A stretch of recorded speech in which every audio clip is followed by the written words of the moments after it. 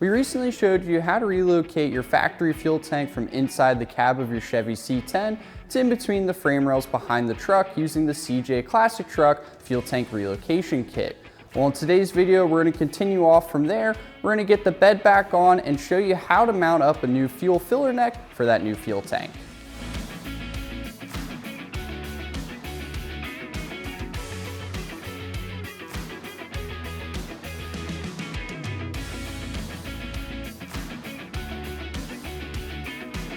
So to complete this project today, I'm going to be using a stealth fuel filler neck that you can find on our website and a fuel hose from a square body that you can also find on our website as well. I'm going to leave both of the links down in the description to both of these parts just in case you are following along this build and you want to keep it going. So basically my plan is to take the hose and kick the fuel filler neck right up behind the back wheel well of the bed, and then we'll be able to securely mount our stealth fuel filler neck to the bed, and then we should be good to go from there.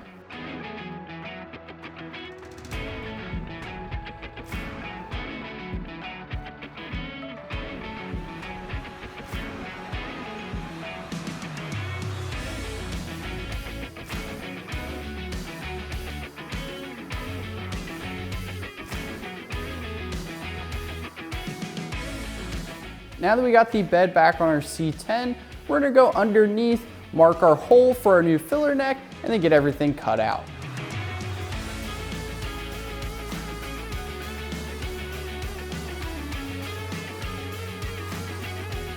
Now that we have the hole marked, what we're gonna do is we're gonna put a plastic bag over our new fuel hose. That way when we go to get to cutting, we're not getting any rust or any debris inside of our new fuel tank.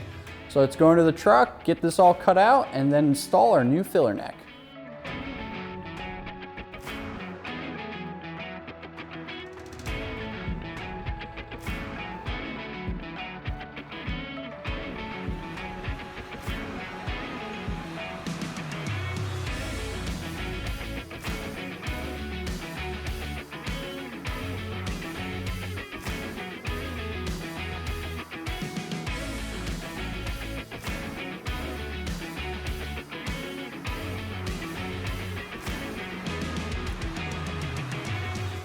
So with the hole now cut in our bed, we are able to have the fuel hose actually poke up through the top of it.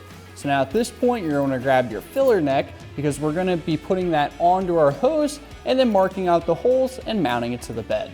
There is one more thing I do want to mention. I did add another part to this project. I picked up an 81 to 97 Mustang grommet because that allowed the filler neck to actually sit a lot more flush to the bed of our truck. Now, if you do want to grab that part as well, then I'll throw that down in the description with the other parts that we use in today's video.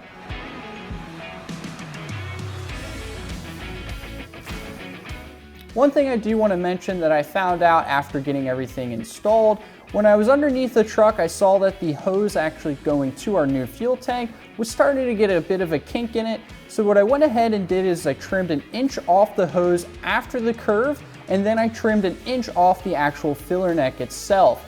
By doing this, it got rid of the kink and then allowed our filler neck to sit nice and flush in the bed. So let's go ahead, get some screws in this and get it all mounted up and secured.